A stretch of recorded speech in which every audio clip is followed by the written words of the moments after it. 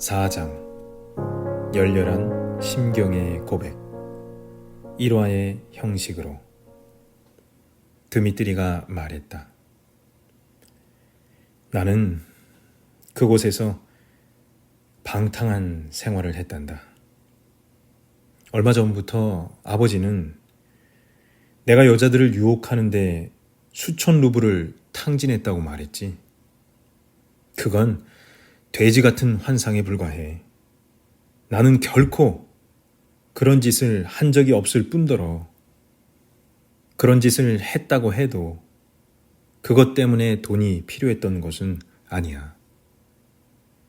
나한테 돈은 액세서리, 영혼의 열기, 소도구에 불과해. 오늘은 이 여자가 나의 부인이 되고 내일이면 그 여자의 자리에 거리의 아가씨가 들어오지.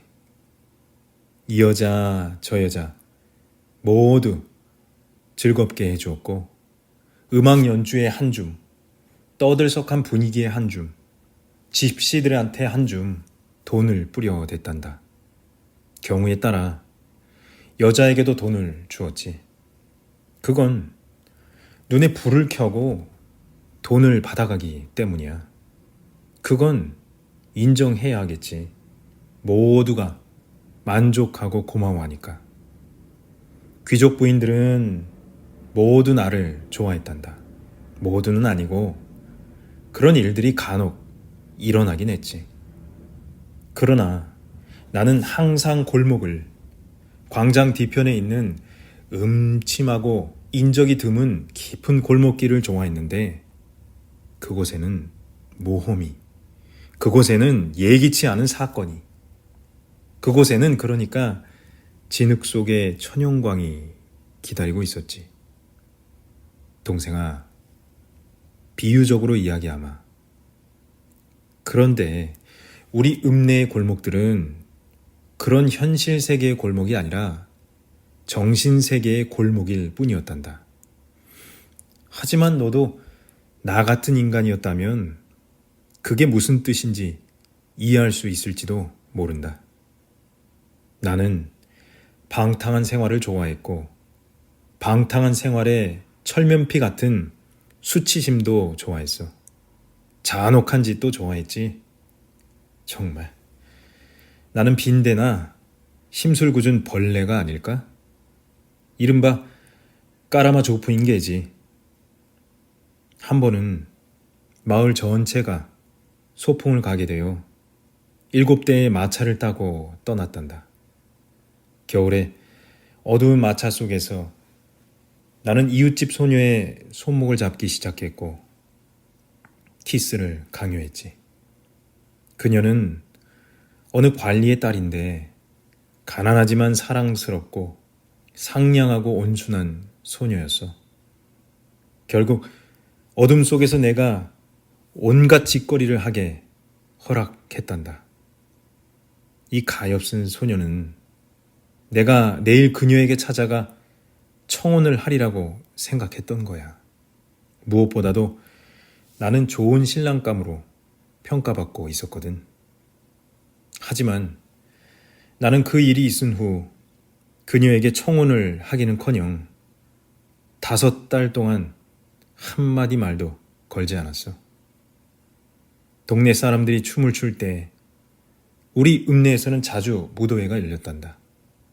그 소녀의 2 눈동자가 홀 한 구석에서 나를 지켜보는 것을, 그녀의 눈동자에서 작은 불꽃이, 잔잔한 분노의 불꽃이 일고 있는 것을 보았지. 그런 장난은 내 마음속에서 무럭무럭 자라고 있는 벌레의 정욕을 만족시켜 줄 뿐이었어.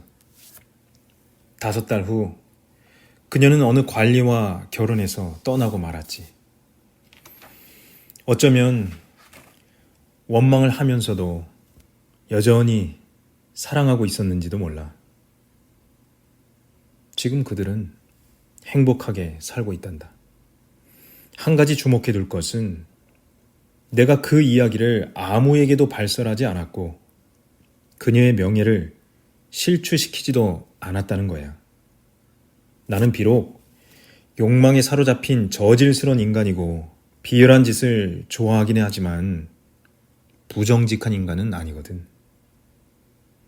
넌 얼굴이 빨개져서 눈을 반짝이고 있구나. 그런 추잡한 이야기는 너한테 그만해야겠구나. 그런데 잔혹한 벌레가 마음속에서 성장하고 벌써 번식했을지라도 그건 아직 폴 드 코크의 작은 꽃송이에 불과하단다. 알료샤, 추억의 앨범이 전부 펼쳐지는구나. 하나님, 그 사랑스러운 여인들에게 건강을 허락해 주옵소서. 여자들과 헤어질 때 말다툼하는 걸 나는 싫어했어.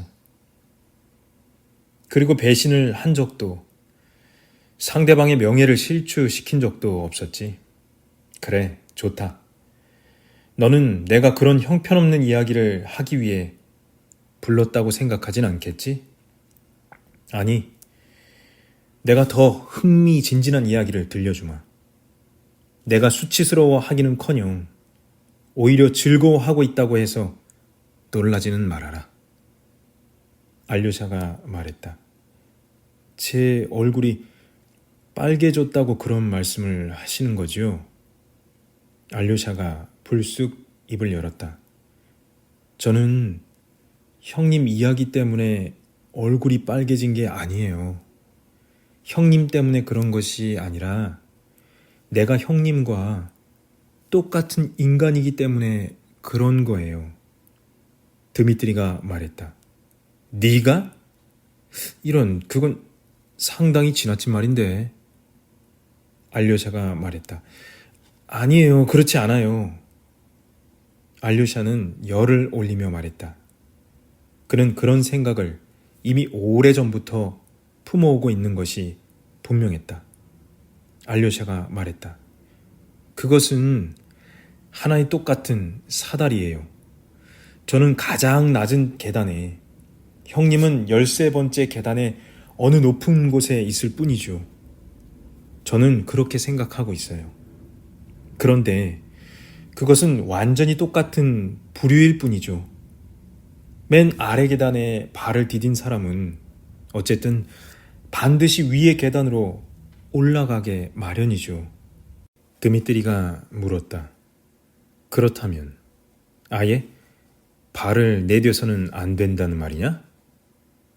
알료샤가 말했다. 그게 가능한 사람이라면 절대로 발을 내뎌서는 안 되죠. 드미트리가 물었다. 그렇다면 너는 그게 가능하냐? 알료샤가 말했다. 그렇지 않은 것 같아요. 드미트리가 말했다. 가만히 좀 있거라 알료샤. 입 다물고. 사랑하는 동생아, 나는 네 손에 입을 맞추고 싶구나. 너무나 감동을 받은 거란다. 그루셴까라는 나쁜 계집은 사람을 볼 줄 알기 때문에 한 번은 내게 이런 이야기를 한 적이 있지. 언젠가 너를 꼭 잡아먹고 말겠다고. 그래, 더 이상 말하지 않으마. 추잡한 이야기에서 파리떼들이 들끓는 그 더럽혀진 황야에서 나의 비극으로 또 다른 파리떼들이 들끓는, 다시 말해서 온갖 추악한 이야기의 무대로 넘어가자.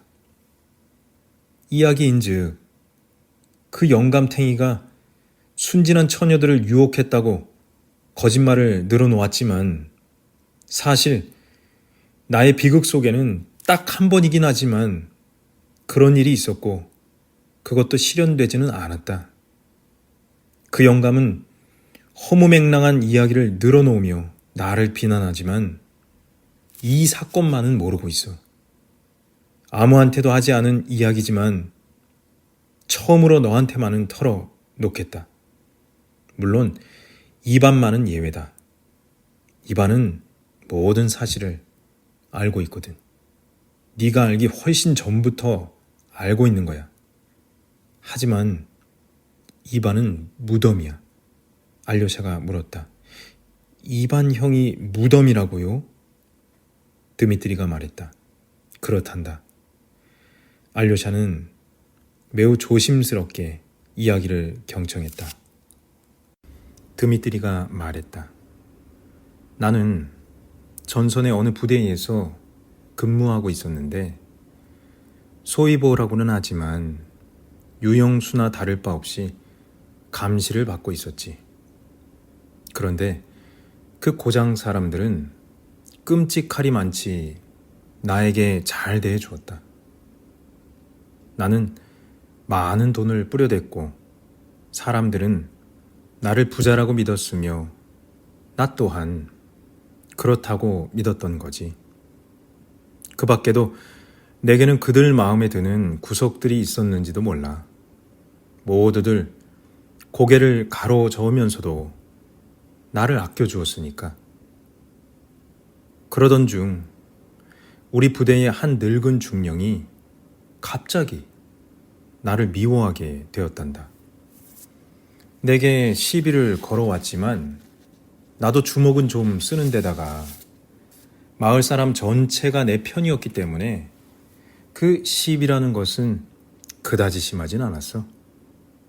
그건 내가 잘못했던 거야.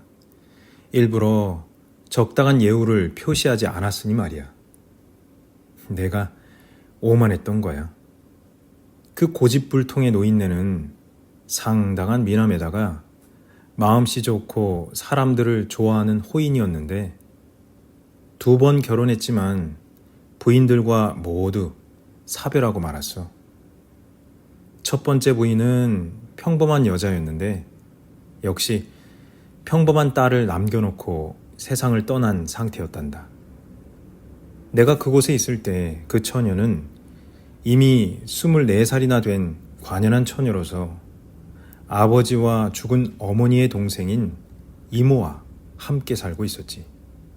이모는 과묵하고 평범한 여자인 반면 조카, 그러니까 중령의 맏딸은 활달하면서도 평범했어. 지난 날을 돌이킬 때 난 남들한테 좋은 평만 내리지. 하지만 그 처녀보다 더 매력적인 성격을 가진 여자를 본 적은 없어. 그녀의 이름은 아가피아 이바 노구나였지. 그녀는 러시아적인 멋을 간직한 상당히 아름다운 여자였어. 키도 크고 살집이 올라 몸매는 풍만하고 얼굴은 투박하긴 해도 아름다운 눈매를 가졌지. 2번이나 청혼을 받았지만 모두 거절하고 시집을 가지 않았으며 명랑함은 잃지 않고 있었어. 난 그녀와 가깝게 지냈지. 아니, 그렇다고 그런 식이 아니라 소위 우정을 나누는 순수한 사이였지.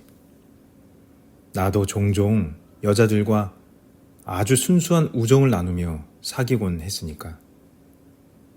그녀한테 노골적인 이야기를 짓거려 대곤 했지만 어휴, 그녀는 그저 웃기만 할 뿐이었어. 많은 여자들이 노골적인 것을 좋아하는데 귀담아 들어라. 더구나 그녀는 처녀였으니 나는 너무나 즐거울 수밖에. 게다가 그녀는 양가댁 규슈들이 흔히 지니고 있는 오만함이 전혀 없었단 말이야. 그녀는 아버지 댁에서 이모와 살면서도 기꺼이 자기 몸을 낮추었고 어느 곳을 가든 자신을 내세우려고 하지 않았어. 모든 사람들이 그녀를 사랑했고 그녀를 필요로 했는데 왜냐하면 옷 만드는 솜씨가 뛰어났기 때문이지. 재주가 비상했지만 일한 대가로 돈을 요구하지도 않았으며 그저 고운 마음에서 일해주었지. 그렇다고 굳이 주는 선물을 마다하지는 않았어. 그런데 그 중령은 영 딴판인 거야. 중령은 그 고장의 1급 명사들 중에 한 사람이었지. 발도 넓어서 온 동네 사람들을 초대해서 식사를 하고 춤도 즐겼어. 내가 그곳에 도착해서 대대에 배치되었을 때 미인들 중에서도 미인이자 수도의 어느 귀족 대학을 막 졸업한 중령의 둘째 딸이 수도에서 곧 돌아온다는 소문이 온 마을에 퍼졌지. 바로 그 둘째 딸이 까제리나 이바 노부나인데 중령의 후처가 낳은 딸이야. 그런데 이미 고인이 된 그 후처는 어느 굉장한 장군 집안 출신이었으며 내가 확실히 들은 바에 따르면 중령에게 지창금을 한 푼도 가져오지 않았다는 거야. 말하자면 친척들한테 어떤 희망을 품을 수는 있었겠지만 현찰은 한 푼도 없었던 셈이지. 그런데 그 여대생이 도착하자 아주 돌아온 것이 아니라 잠시 체류하러 왔던 거지. 그 마을 전체가 아연 활기를 띠었고 그 지방의 가장 저명한 귀부인들을 장군 부인 2사람과 대령 부인 1사람 비롯한 모든 사람들이 나서서 그녀를 데려다가 비위를 맞추기 시작했어. 그녀는 무도회, 야유회의 여왕이 되었고 한편으로는 어느 가정교사들을 돕는다는 명목으로 활이나 전시회를 여는 등 법석을 떨더군. 나는 말없이 방탕한 생활을 계속하다가 결국은 온 읍내가 법석을 떨 만한 사건을 일으켰지. 언젠가 그녀가 내게 눈길을 보낸 적이 있는데 포병 중대장의 집에서 벌어진 일이었지. 그렇지만 나는 그녀한테 다가가지 않았지. 그녀 사귀는 것을 무시했다고 할 수 있지. 어느 정도 시간이 흐른 뒤에 역시 야외 석상에서 내가 그녀 곁에 다가가 말을 걸었더니 그녀는 거들떠보지도 않으면서 경멸하듯 입술을 꼭 다물더군. 그래서 난 두고 보자. 언젠가는 복수하고 말 테니 라고 생각했지. 말단 장교에 지나지 않던 나는 당시 성격이 매우 거칠어져 있었는데 그건 나도 잘 알고 있었어. 당시 내가 느낀 감정 중에서 중요한 것은 까쨍까가 마냥 순수한 여대생이 아니라 자부심이 강하고 덕망도 있는 데다가 머리도 좋고 교육도 많이 받은 아가씨였던 반면에 나는 무엇 하나 가진 바가 없었다는 거야. 너는 내가 청혼하고 싶어 했다고 생각하는 모양이로구나. 천만에. 나는 그저 나처럼 멋진 젊은이한테 아무 감정도 느끼지 않는 그녀에게 복수하고 싶었을 뿐이야. 한동안 술판을 벌이고 난동을 부렸지. 결국 중령은 나를 체포해서 사흘간 영창에 집어넣었어. 내가 아버지한테 모든 권리에서 손을 떼겠다는, 다시 말해서 지금 청산하게 되면 앞으로는 더 이상 돈을 요구하지 않겠다는 공식적인 권리 포기증을 보낸 이후 아버지로부터 6천 루블이라는 돈이 도착한 것은 바로 그 무렵이었지. 당시 나는 아무것도 몰랐어. 내가 여기 올 때까지도.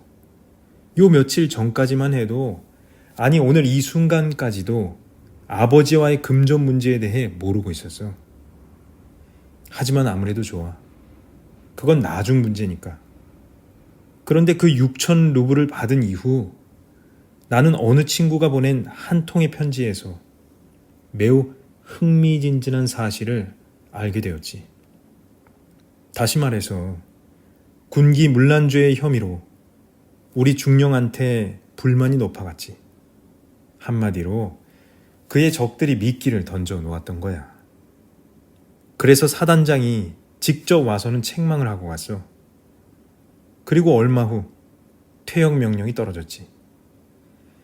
너한테 자세한 이야기를 일일이 다 할 수는 없지만 그 마을에는 그의 적들이 있었고 갑자기 마을 사람들은 중령은 물론 그의 가족들 모두를 아주 냉정하게 대하게 되었어. 마치 파도가 밀려 나가듯 말이야. 그때 나의 첫 장난이 시작되었지. 나는 지속적으로 우정을 나누고 있던 아가피아 이바노부나를 만난 자리에서 이렇게 말했지. 아버님한테 공금 4,500루블이 모자란답니다. 아가피아가 말했어. 아니, 대체 무슨 말씀을 하시는 거예요? 얼마 전에 장군님께서 오셨을 때도 모두 있었는데. 내가 말했지. 그때는 그랬지만 지금은 그렇지 않습니다. 그녀는 얼이 빠질 정도로 깜짝 놀랐지. 아가피아가 말했어. 제발 사람을 놀라게 하지 마세요. 대체 그 소리는 어디서 들으신 거예요? 내가 말했어. 진정하세요. 아무한테도 말하지 않을 테니. 물론 이 문제에 관해서는 당신도 아시겠지만 저는 무덤입니다. 그러나 만일의 경우를 대비해서 덧붙여둘 말씀이 있습니다. 아버님한테 4,500루블인가 하는 돈이 청구되었을 때 그 돈이 없어진 것이 들통나면 아버님은 재판을 받게 되고 연로한 나이에 쫄병으로 끌려가게 될 테니 대개 그 여대생을 나한테 몰래 보내시는 편이 나을 겁니다. 그러면 당장 돈을 보내드리죠. 그녀한테 4,000루블인가 얼마인가 하는 돈을 기꺼이 내놓을 뿐만 아니라 그 비밀을 맹세코 지켜드리겠습니다. 아가피아가 말했어. 당신은 정말 비열한 사람이로군요. 그렇게 말하더군.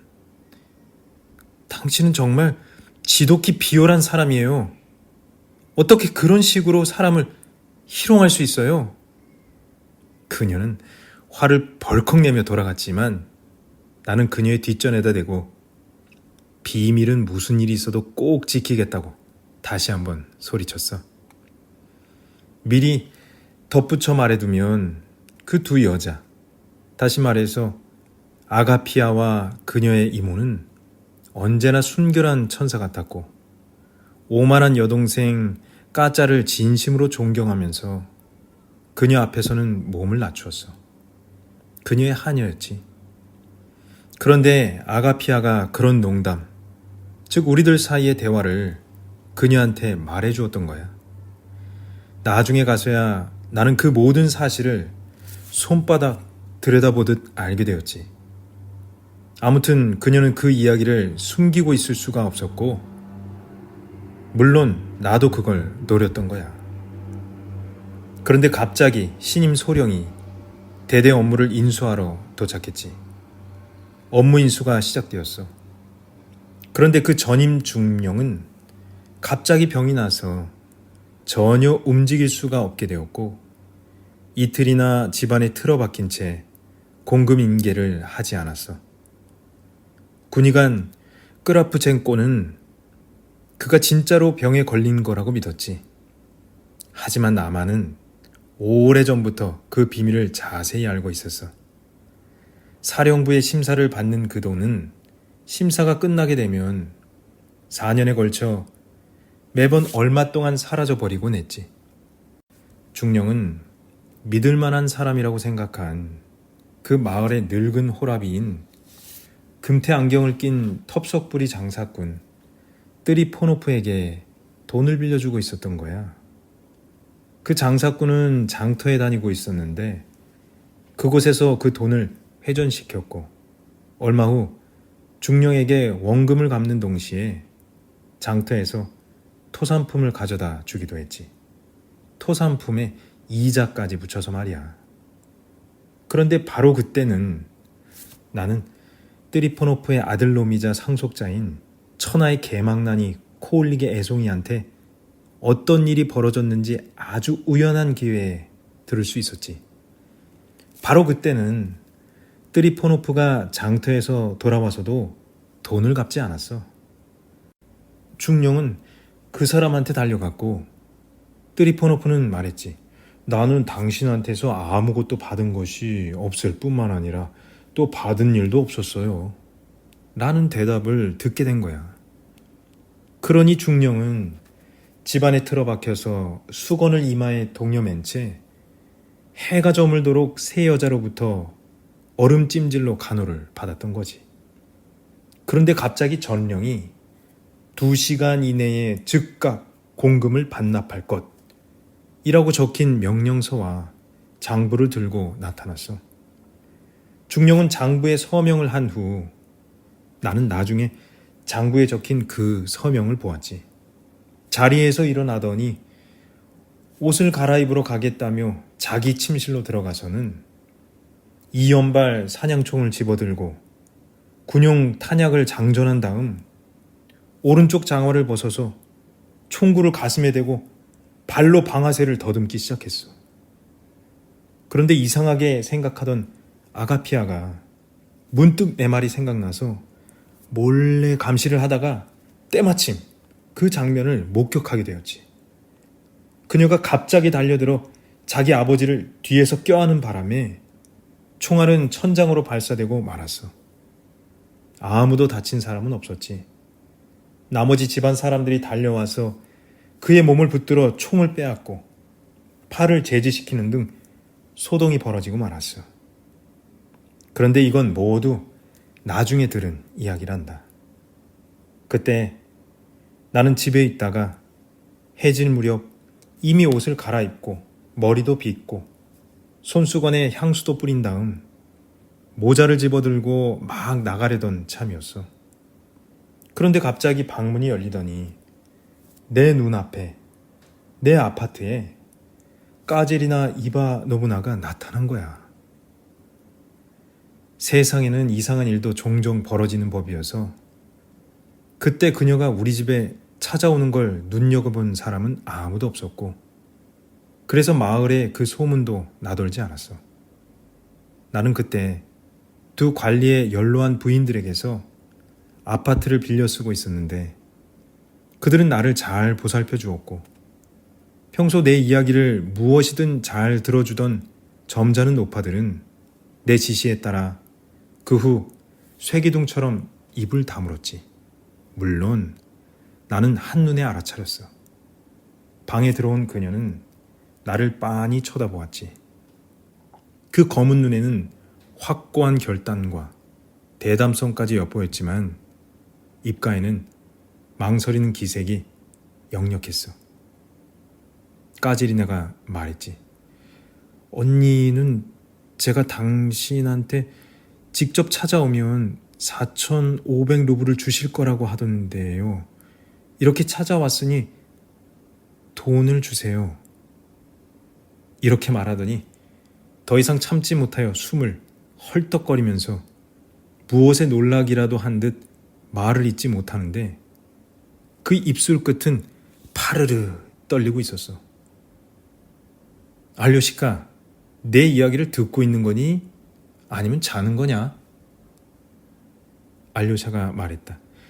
미짜 형님, 저는 형님이 진실을 모두 이야기하실 거라는 사실을 알고 있어요. 잔뜩 흥분한 알료샤가 말했다. 드미트리가 말했다. 진실, 그대로 이야기해 주지. 이것저것 형편 가리지 않고 있었던 그대로 진실을 모두 이야기하마. 첫 번째 떠오르는 생각은 까라마조프 시기였어.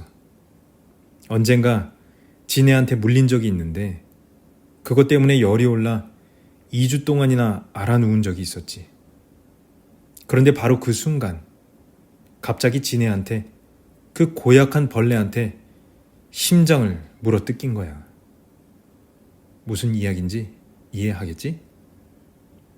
나는 그녀의 눈동자를 자세히 살펴보았어. 넌 그녀를 본 적 있니? 정말 미인이야. 그런데 당시 그녀의 아름다움은 그런 것이 아니었어. 당시 그녀의 아름다움은 그녀가 고상한 여자인데 반해 나는 비열한 인간에 지나지 않으며 그녀는 관용과 아버지를 위한 희생의 장엄한 모습을 보여주는 데 반해 나는 빈대나 다를 바 없다는 생각에서 비롯된 것이었어. 그런데 내 손에, 한 마리 빈대에 불과한 이 비열한 손에 그녀의 정신과 육체의 모든 것이 달려 있었어. 그녀는 도관에 든 쥐였어. 너한테 솔직하게 고백하마. 그 생각, 바로 진해의 그 생각이 내 심장을 너무도 힘껏 움켜쥐어서 알 수 없는 고통 때문에 심장이 터질 지경이었어. 이미 갈등이고 뭐고 필요 없는 상황이었는지도 몰라. 동정 따위는 집어치우고 빈대나 독거미처럼 행동할 수도 있었을 테니까. 숨이 가빠오더군. 들어보렴. 물론 나는 다음날 그녀를 찾아가 청혼함으로써 모든 문제를 아주 고상하게 해결할 수 있었고, 아무도 그런 사실을 모르게 또 알 수도 없게 처리할 수 있었지. 왜냐하면 나는 저급한 욕망을 가지고 있긴 하지만 정직한 사람이니까. 바로 그 순간 누군가 내 귀에 이렇게 속삭였어. 내일 청혼을 하러 그녀를 찾아간다면 그녀는 너를 맞아주는 것이 아니라 마부를 시켜서 문 밖에서부터 쫓아내고 말 거야. 온 읍내에 소문을 내란 말이야. 너 따위는 하나도 두렵지 않다고. 라고. 난 그 처녀를 바라보았지. 아무 말도 나오지 않았어. 물론 그녀는 그렇게 행동하고도 남아. 내가 목덜미를 붙잡혀 끌려 나오리라는 것을 당시 그녀의 얼굴만 보아도 알 수 있었으니까. 그러자 내 마음속에 심술이 부글부글 끓어오르면서 돼지 새끼처럼 천하지천한 장사치들이나 하는 장난을 치고 싶어지더군. 그녀를 경멸 어린 눈초리로 바라보며 바로 이렇게 그녀가 너의 앞에 버티고 서 있는 동안 말이야. 장사치들이나 하는 말투로 그녀를 당황하게 만들고 싶었던 거야. 이렇게. 웬 빌어먹을 사천, 농담 한번 해본 걸 가지고 대체 당신은 어쩌자는 거요? 아가씨, 너무 경솔하게 판단하셨군. 한 200 정도라면 나도 기꺼이 내드리겠지만 4천이라니.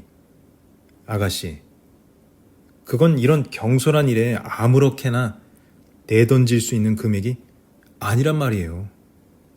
공연히 헛수고하셨군요. 그러나 이렇게 말한다면 그녀는 달아나 버릴 테고 나는 모든 것을 잃게 되겠지. 하지만 그 정도면 악랄한 복수를 하는 것이고 묵은 빛을 청산하는 셈이기도 하겠지. 나중에 가서 평생 동안 후회를 하게 될지도 모르지만 당장은 그런 장난질이 하고 싶어 미칠 지경이었어. 믿어주렴. 나는 그런 순간에 어떤 여자한테도 증오의 눈빛으로 상대를 바라보았던 적이 없어. 십자가에 맹세하지. 그런데 당시 나는 3초 혹은 5초가량 그녀를 끔찍한 증오의 눈빛으로 바라보았던 거야. 그런 증오는 사랑, 미칠 듯한 사랑과 종이 한 장 차이에 불과하지.